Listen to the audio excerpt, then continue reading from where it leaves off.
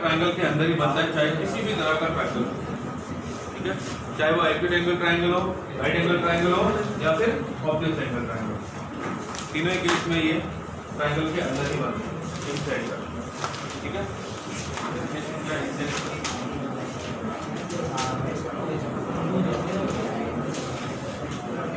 Angle को bisect करने वाला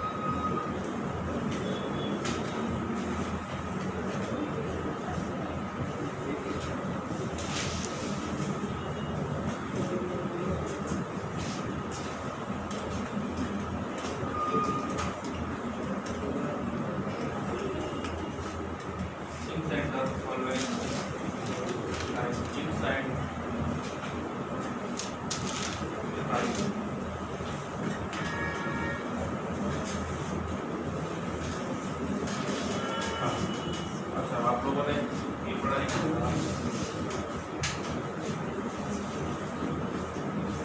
ये कोई ट्रायंगल है, ठीक है, अगर ये एंगुलर बाइसेक्टर तो ये बी डी सी, ये BD अपॉन DC का रेशियो C अपॉन B के इक्वल होता है। ये आप लोगों ने 10th क्लास में पढ़ी थी। अगर ये एंगुलर बाइसेक्टर है ये और ये, तो ये BD अपॉन DC इसका रेशियो ये AB अपॉन AC के रेशियो के इक्वल होता है। ये पढ़ा है आप लोगों ने? नहीं पढ़ा?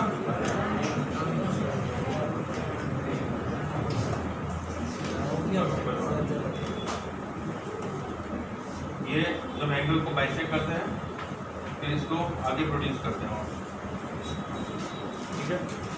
फिर हम लोग क्या करते हैं, जितना एंगल ये है उतना एंगल यहाँ बना, ठीक है। फिर ये जो डिस्टेंस है उसी डिस्टेंस का यहाँ पे बनाते हैं, फिर इसको ज्वाइन करते हैं। ज्वाइन करने से यहाँ से ये इसको बाइसेक्ट करता है, तो ये वाला एंगल, ये वाला एंगल, ये वाला एंगल सभी इक्वल हो जाएंगे, समझ आया? अब ये वाला एंगल और ये वाला एंगल इक्वल हो, अब दो कॉन्ग्रुएंट ट्रायंगल बनाते हैं तो इन दोनों का रेशियो इन दोनों के रेशियो के इक्वल होता है, और ये तो किसके इक्वल है, इसके इक्वल। तो क्या आ जाता है, BD अपॉन DC का रेशियो ये AB अपॉन AC के रेशियो के इक्वल होगा। ये आप लोगों ने 10th क्लास में प्रूव कर चुके हैं, ठीक है। फिर से समझो, कोई भी ट्रायंगल है, किसी भी तरह का ट्रायंगल, इसके अंदर अगर मैं यहाँ से, ये एंगुलर बाइसेक्टर है, इस थर्ड साइड को किसी पॉइंट पे इंटरसेक्ट कर रहा है E पे, तो इसका रेशियो ये P और ये P, इस PE अपॉन EQ का रेशियो ये अपॉन ये के इक्वल होता है, ये साइड और इस साइड। फिर से बताओ, PE अपॉन EQ इसका रेशियो ये अपॉन, ठीक है। अब देखिए नेक्स्ट इसमें लिखता हूँ point,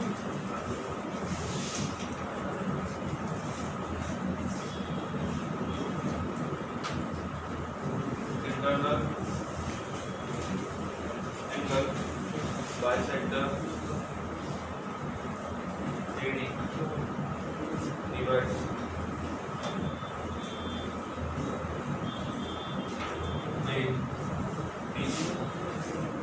BC in the ratio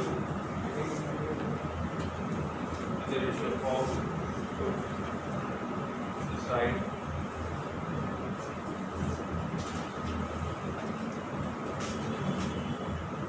containing the angle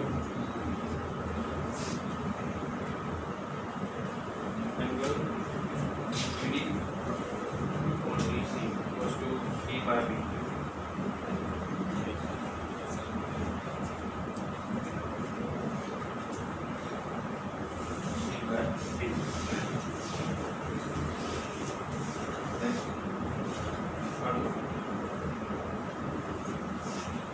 in centre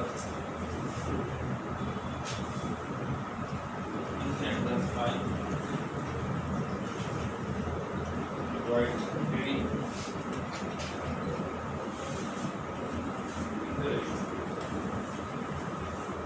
AB by BD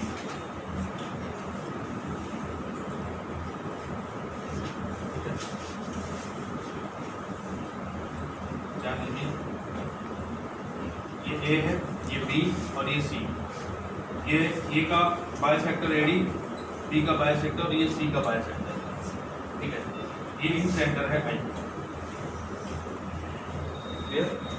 अब देखिए, अगर मैं इस ट्रायंगल की बात करूं ABC ट्रायंगल की, तो ये A का बाइसेक्टर होगा AD, तो BD अपॉन BC का रेशियो AB अपॉन AC के रेशियो के इक्वल होगा। अब इस ट्रायंगल को देखें, ABD, इस ट्रायंगल को देखें, इसके अंदर ये बाइसेक्टर है ABD, ये बाइसेक्टर है ये वाला, तो ये कितना हो जाएगा AI अपॉन ID, तो बताएगा AI upon ID equal to C upon BD, AI upon ID equal to AI upon ID, C upon BD। क्या ये बात समझ में आई? ठीक है, C का मतलब ये भी समझ गए क्या? अब देखिए लास्ट AI और ID equal to B plus C upon A, ये कैसे है?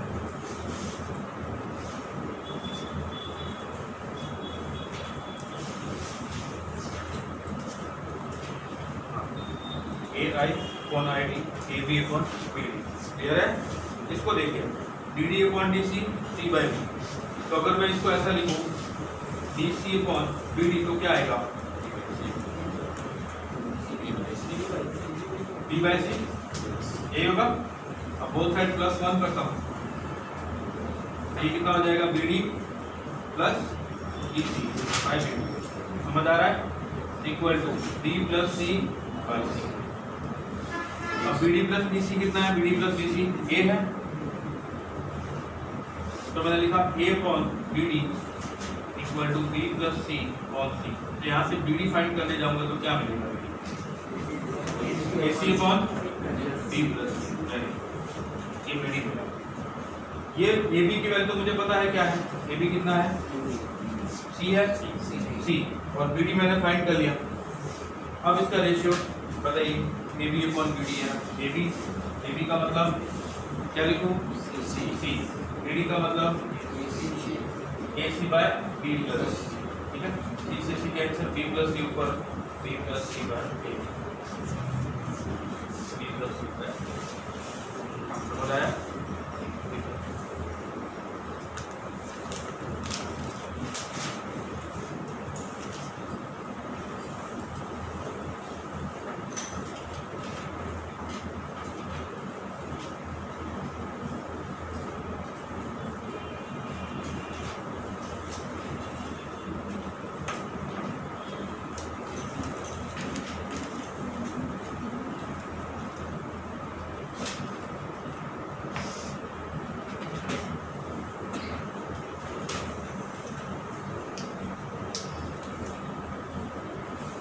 ये है आपका इन सेंटर, और क्या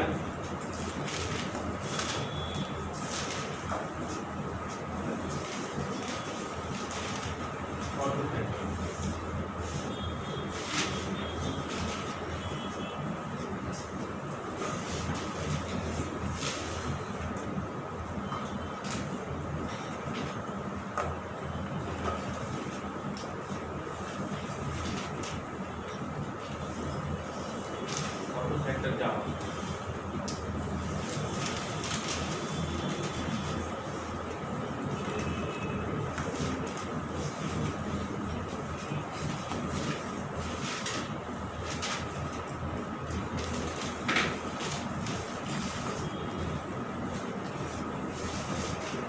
ये कोई ट्रायंगल है, ट्रायंगल के अंदर ये जो वर्टेक्स A है, इस AC से एक परपेंडिकुलर ड्रॉ किया, ये 90 डिग्री है।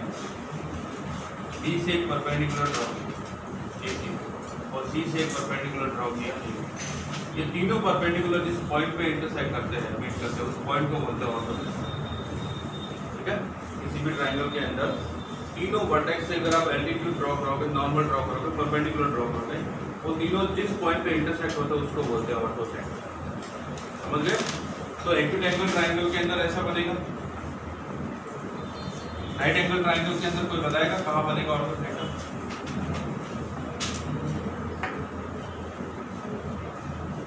ए से BC पे परपेंडिकुलर यही है, ये भी लाइन है।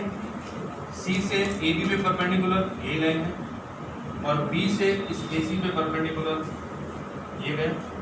अब ये तीनों परपेंडिकुलर कहाँ मीट हुए? B पे।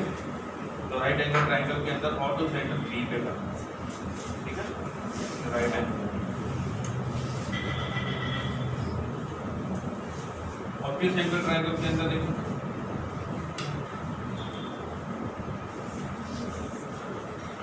ये A, ये B और ये C। A से अगर BC पे मुझे परपेंडिकुलर ड्रॉ करना है तो इसको थोड़ा सा प्रोड्यूस करूंगा आगे, और यहाँ से ये परपेंडिकुलर है, ठीक है। B से मुझे AC पे डालना है तो ये, और C से AB पे डालना है तो इस AB को पहले आगे बढ़ाऊंगा थोड़ा, फिर परपेंडिकुलर ड्रॉ करूंगा, ये परपेंडिकुलर। अब तीनों परपेंडिकुलर कहाँ मीट कर रहे हैं? ये इसको आगे पीछे बढ़ा है, ये इधर है। ये समझ आया? तो ऑर्थोसेंटर एक्यूट एंगल के अंदर कहाँ बनता है? ट्रायंगल के अंदर। राइट एंगल में कहाँ बनता है? जहाँ पे 90 डिग्री बनता है। और ऑब्ट्यूज एंगल के अंदर कहाँ बनता है ऑर्थोसेंटर? ट्रायंगल के बाहर। समझ गए? अब यही सारी चीजें लिखते हैं।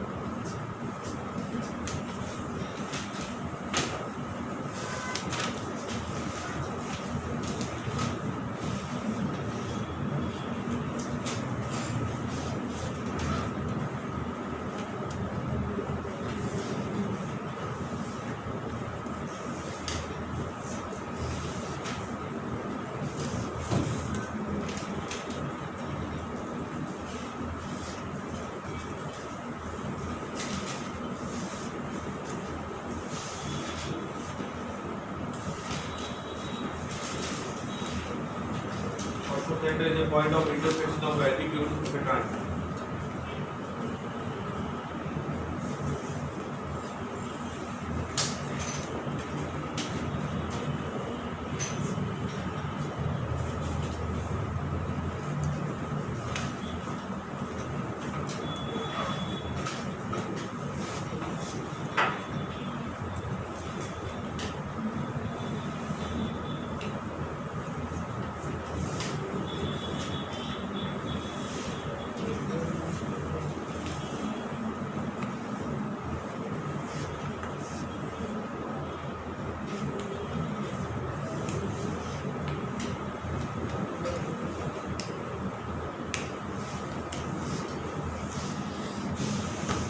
तो ये है in case of acute angle triangle, inside the triangle, in case of right angle triangle, at the 90 degree vertex, and inside in case of obtuse angle triangle outside the next last है fixed angle.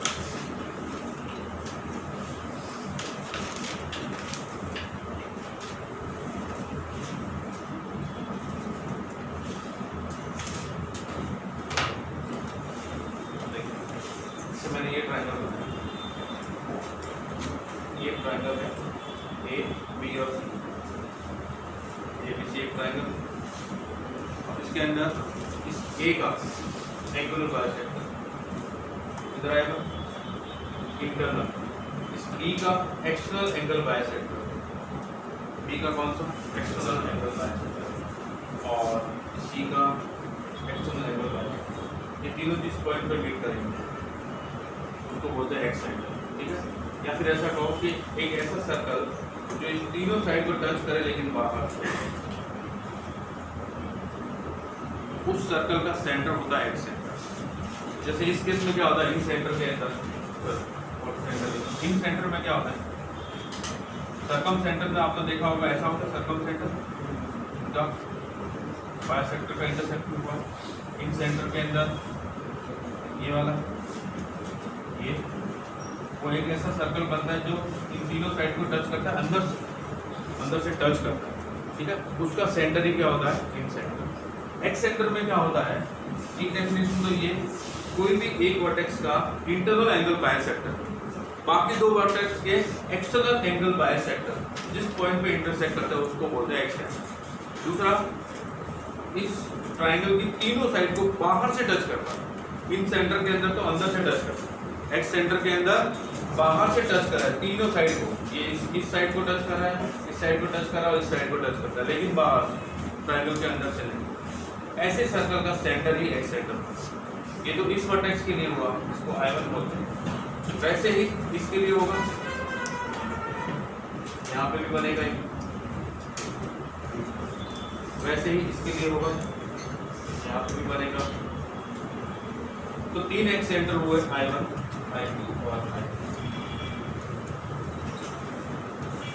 किसी भी triangle के लिए तीन x centre मिलेंगे आपको, एक I1, एक I2 और एक I3, ठीक है। ये तीनों ही सर्कल ऐसे हैं जो इस ट्रायंगल के तीनों साइड को बाहर से टच करते हैं, ठीक है, और इन तीनों के सेंटर ही एक्स सेंटर है। समझ में आई बात?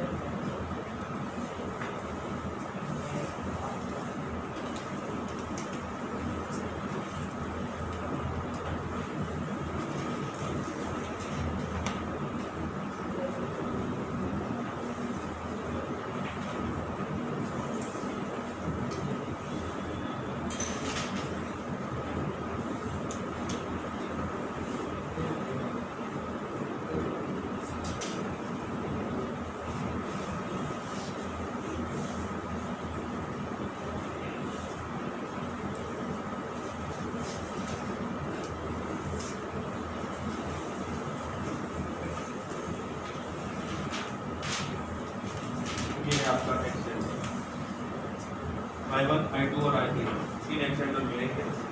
वर्टेक्स G के अपोजिट है वो I1, D के अपोजिट I2 और C के अपोजिट।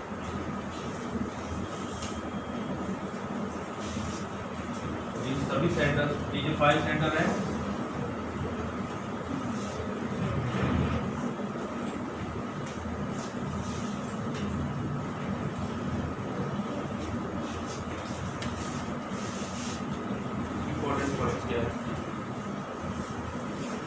ये ध्यान रखना है कि वो मतलब ऑटो सेंटर लिख देता रहता है,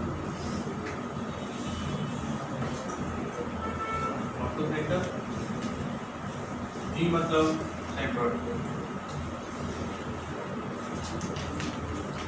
सेंट्रोइड को जी से लिखेंगे, और सी मतलब circum centre.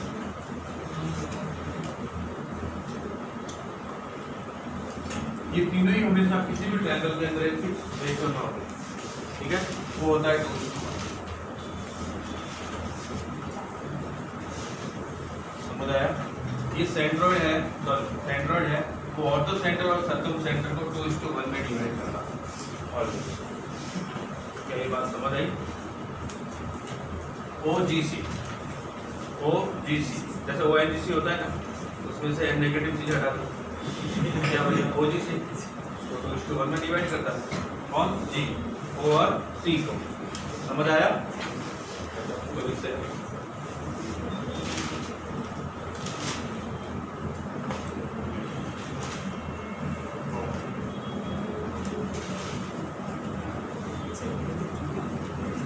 Triangle, ortho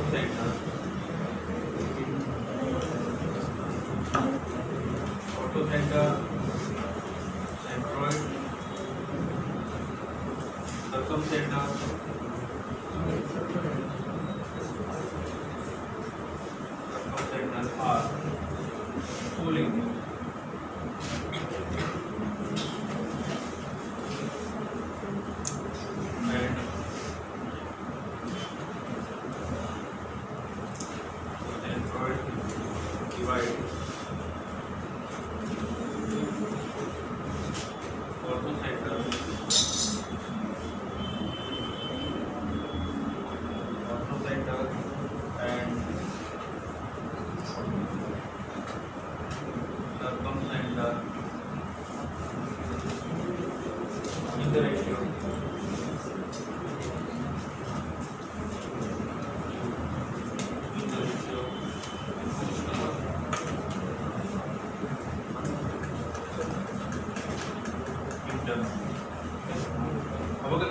triangle होगा तो स्पेशल केस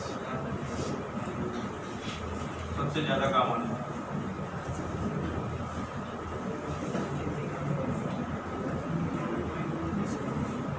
इक्विलेटरल ट्राइंगल होता है तो क्या होता है, ये जितने भी सेंटर हमने पढ़े ना उसमें एक सेंटर को छोड़ के सारे के सारे एक ही होते हैं। इक्विलेटरल ट्राइंगल के अंदर सेंट्रोइड भी वही होगा, सर्कम सेंटर भी वही होगा, सी सेंटर भी वही होगा, ऑटो सेंटर भी वही होगा, सारे के सारे एक ही पॉइंट। समझ गए? और equilateral triangle centroid circum centre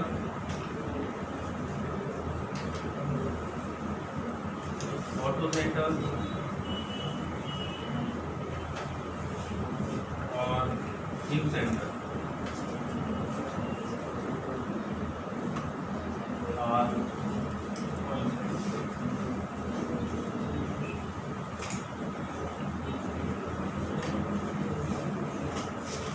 centroid circle centre auto centre hip centre सभी के सभी क्या होते हैं एक है।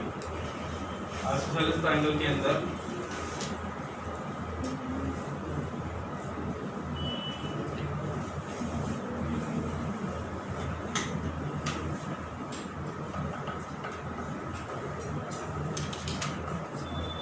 Centroid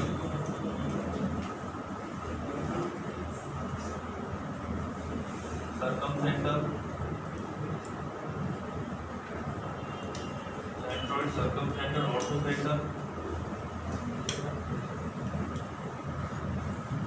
centre and hip centre.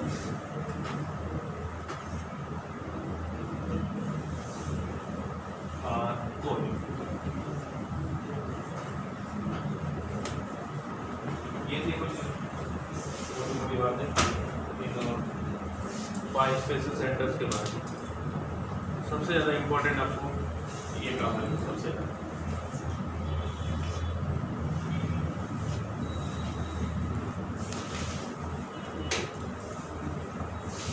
चलिए अब मैं कुछ प्रश्न लिखता हूँ, आप लोग मुझे बताना है।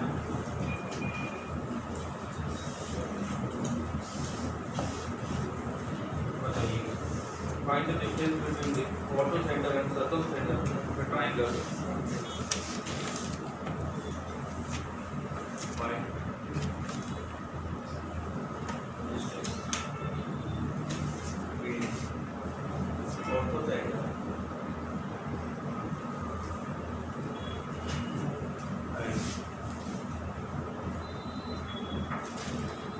Circum center of triangle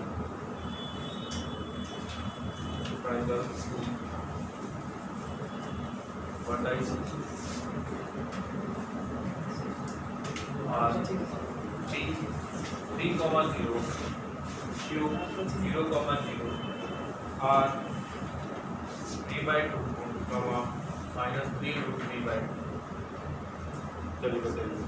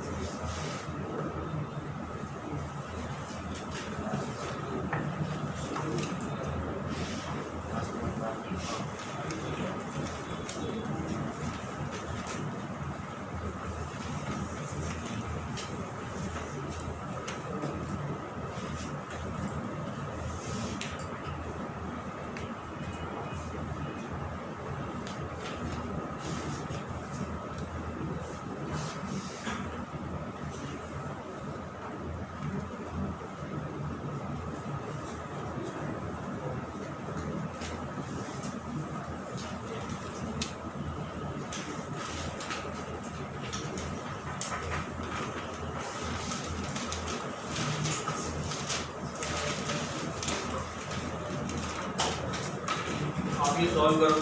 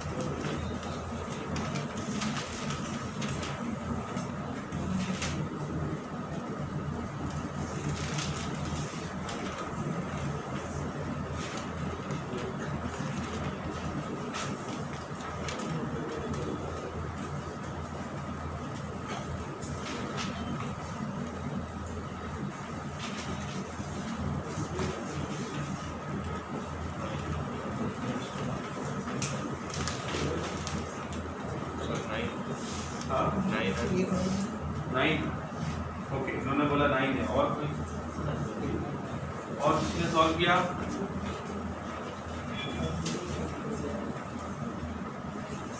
Divya का सॉल्व किया।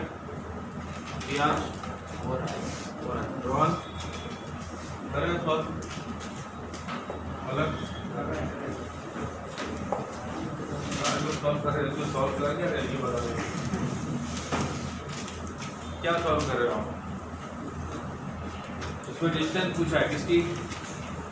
ऑर्थो सेंटर और सर्कम सेंटर। कहीं आप circum centre ortho centre find करने तो नहीं लग गए? अच्छा ये बताओ PQ की डिस्टेंस कितनी होगी? QR की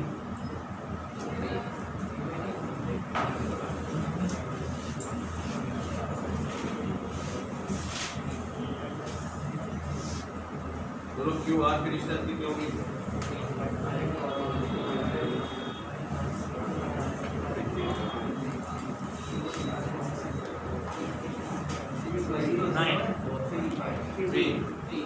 ये डिस्टेंस 3 है, ये डिस्टेंस 3 है और ये डिस्टेंस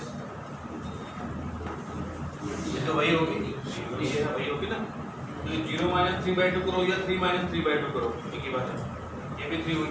कैसा ट्रायंगल होगा? इक्विलेटरल ट्रायंगल को अब डिस्टेंस बताओ। 0 इक्विलेटरल ट्रायंगल के अंदर जो सेंटर होता है वही ऑर्थो सेंटर, वही सर्कम सेंटर और वही पिन सेंटर। समझ आया? अभी तो हिंट दी थी मैंने, बोला ये सबसे इंपॉर्टेंट है इक्विलेटरल ट्रायंगल। आप समझे नहीं?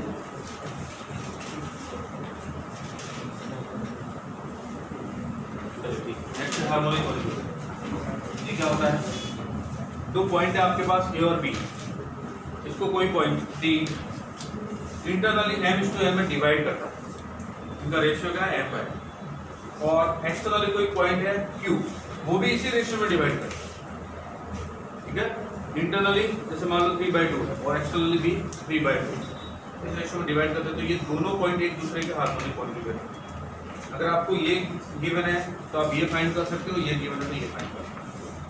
समझ आया कैसे फाइंड कर सकते हो? फॉर्मूला नहीं है आपके पास, सेक्शन फॉर्मूला? हाँ, तो फिर आया ऐसे क्यों करें? अगर आपको ऐसे दे दिया जाए कि P पॉइंट की वैल्यू दे दी, मान लो A और B की वैल्यू है, तो आप ये बता सकते हो किस रेशियो में डिवाइड करेगा। ये बता सकते हो?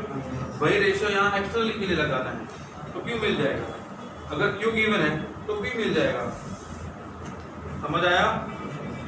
बहुत सारे सोच रहे कि ये क्या बोलते। चलो मैं एक काम, एक पॉइंट है 1, ठीक है, एक पॉइंट है 5, और एक पॉइंट है 4, अब ये 4, पॉइंट ये ए है, ये बी है और ये बी, ये किस रेशियो में डिवाइड करता है कौन बताएगा? ये बी ए बी को किस रेशियो में? रेशियो तो फाइंड करना आता है ना? हाँ, k/1 या λ/1 लेट कर लो। तो इस पॉइंट के कोऑर्डिनेट होंगे k/5, 5k प्लस 1 × 1 1/k+1, वो किसके इक्वल? 4 के इक्वल, जो हमको गिवन है। तो कितना हो जाएगा? 5k plus 1 = 4k plus 4, 5k minus 4k कितना हुआ? k, और 4 - 1 3, मतलब k/1 कितना हुआ? 3/1, तो 3:1 में डिवाइड करेगा ये पॉइंट। अब अगर आपको बोले जाए इसका हार्मोनिक कॉन्जुगेट क्यू, तो वो भी इसी रेशियो में डिवाइड करेगा। उसकी डेफिनेशन यही है कि जिस रेशियो में इंटरनली डिवाइड करे उसी रेशियो में एक्सटर्नल डिवाइड करे। तो एक्सटर्नल डिवीजन कितना होगा? 3/1, तो एक्सटर्नल डिवीजन हो जाएगा AQ/BQ, ये होगा AQ/BQ, वो किसके इक्वल? 3/1। क्या ये बात समझ आई? ठीक है, अब Q के कोऑर्डिनेट बता सकते हो? रेशियो है तो चलो A का, ये आपके पास है और B भी है, A भी है और B भी है। Q का रेशियो पता है AQ/BQ, तो कोऑर्डिनेट बताओ Q के। पहले दूर वाला कितना? k × 5, 5k -1 और k - 1। क्या ये बात समझ आई? k की जगह कितना लिखना है? 3। नहीं समझ आ रहा? चलो फिर से बताता हूँ और पीछे जाओ। आप मुझे कितना पीछे लेके जाओगे? ये m/m में डिवाइड कर रहा है। अगर यही पॉइंट b यहाँ होता और p यहाँ होता और m/n होता, ये m और ये n, तो d के कोऑर्डिनेट होते हैं। अगर ये x1, y1 है, ये x2, y2 है, ये हो जाता mx2 माइनस nx1/m-n, ये इसके कोऑर्डिनेट मिलते हैं। समझ आया? तो अब मुझे बताओ इसको देखते हुए AQ/BQ 3 × क्या लिखूँ? 5, 15 माइनस 1 × 1 कौन? 3 माइनस 1। दूसरा वो भी वैसे आएगा 5 × 3, 15 माइनस 1 क्यों आ रहा है? समझ आ रहा है? कौन? 3 - 1, 15 - 1 14/2, 7. आप खुद देख लो ये कैसे पॉइंट है। ये ऐसे पॉइंट, ये एक लाइन 1, 1, यहाँ भी 1, यहाँ भी 1, 2, 2, यहाँ पे 2, यहाँ पे 2, 3, 3, यहाँ पे 3 और यहाँ पे 3, 4, 4, यहाँ पे 4 और यहाँ पे 4, 5, 5, यहाँ पे 5 और यहाँ पे 5, 6, 6, यहाँ पे 6 और यहाँ पे 6, और 7, 7, यहाँ पे 7 और 6। अब देखो मैंने एक पॉइंट ये बताया था 1, 1 और दूसरा 5, 5। कितने पार्ट्स हैं? 1, 2, 3 और 4 पार्ट है। इसमें मैंने आपको ये पॉइंट बोला था, तो कितने पार्ट आ गए? 1, 2 और 3, और इधर 1 3/1 हुआ, और इधर ये वाला पार्ट। तो इसका देखो ये यहाँ से यहाँ तक, फिर यहाँ से यहाँ तक 3:1 होता है कि नहीं होता? ये 1, 1, ये 1, 1 है, ये 2, 2 है, ठीक है। एक पार्ट ये हो गया, दूसरा पार्ट ये हो गया, ये 3, ये 4, ये 5 और ये 6 हो गया। ये यहाँ से यहाँ तक 6 और यहाँ से यहाँ तक 1 और ये 6/2, 3:1 और ऐसे भी 3:1 हुआ। समझ में आया? इनको बोलते हैं हार्मोनिक कॉन्जुगेट, जो इंटरनली भी उसी रेशियो में डिवाइड करते हैं जो एक्सटर्नल रेशियो में।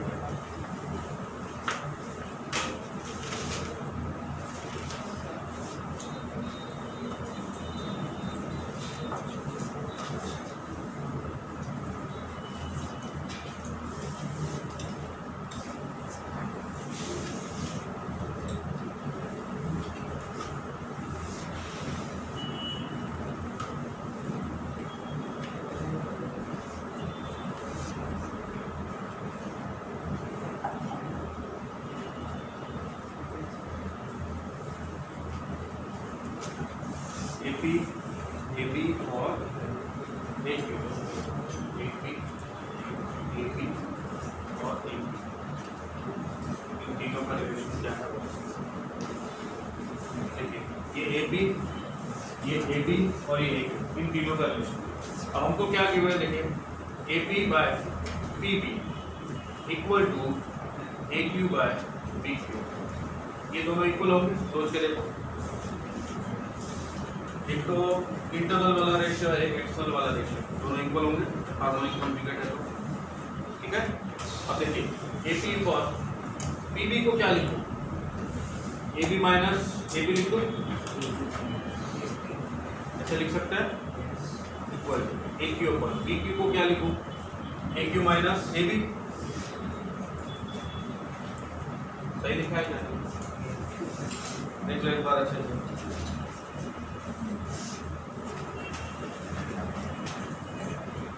ठीक है, अब इनको रेसिप्रोकल करो, AB माइनस AB और AB equal to AQ minus AB और AQ, समझ गए?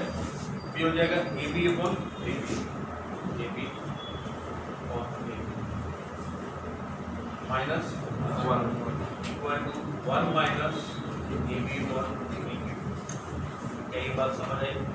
अब इसको उधर भेजता हूँ, इस 1 को इधर ले आओ, AB और AP प्लस AB और AQ इक्वल टू 2। अब ये जो AB है यहाँ से कॉमन निकाल के इधर भेज दो, ये बन जाएगा 1 upon AP plus 1 upon AQ equal to 2 by AQ। बताओ AP और AQ का क्या रिलेशन? तीनों किस में होंगे? HP में होंगे, HP में होंगे ना, तो ये तीनों हमेशा HP।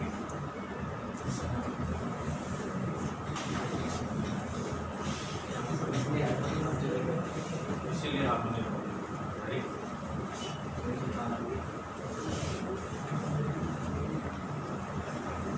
समझ आया?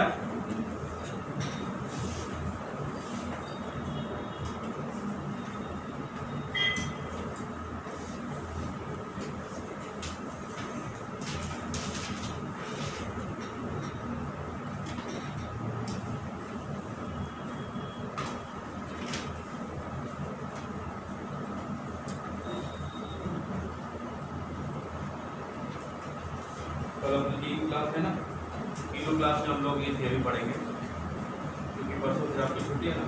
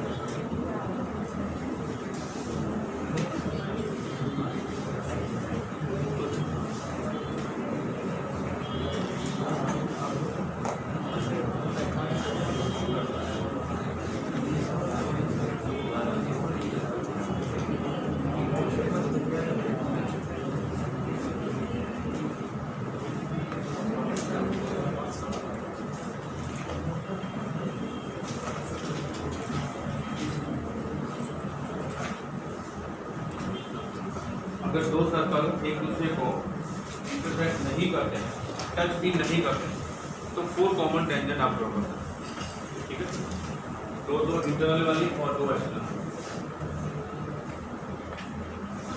ये रेडियस इसकी R1 और इसकी रेडियस है R2।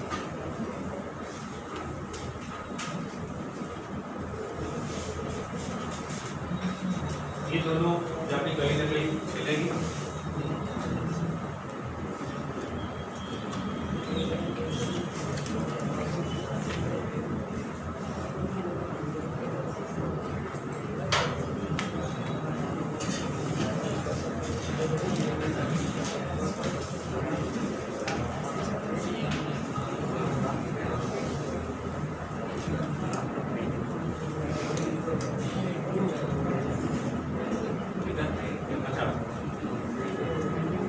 ये बताओ मुझे, आप लोगों ने शायद 8th क्लास में पढ़ा है PC1/PC2, ठीक है, और QC1/QC2, इन दोनों का रेशियो किसके इक्वल होता है? R1/R,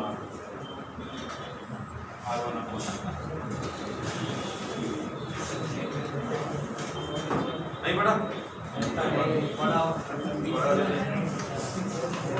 नहीं पढ़ा तो पढ़ा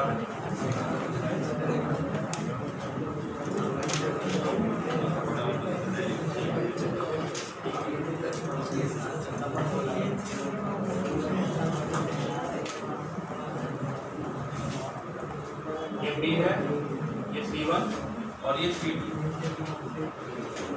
ये R1 और ये R, ठीक है बेटा? क्या ये 90 डिग्री होगा?